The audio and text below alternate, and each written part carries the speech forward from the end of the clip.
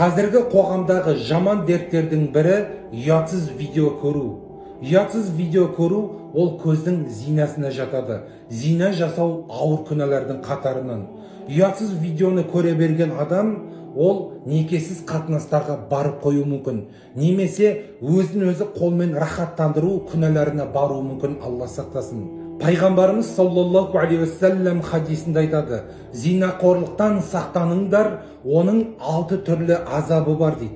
Үшеуі осы өмірде, үшеуі ақыретте дейді.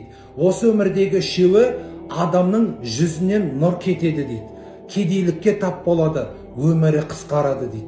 Ал ақыреттегі үшеуі Алланың қаһарына ұшырайды, амал есебі жаман болады, және де тозақтың отынына душар болады дейді. Сондықтан да ұятсыз видео көруден сақтанайық, зинаға барар жолдардан сақтанайық.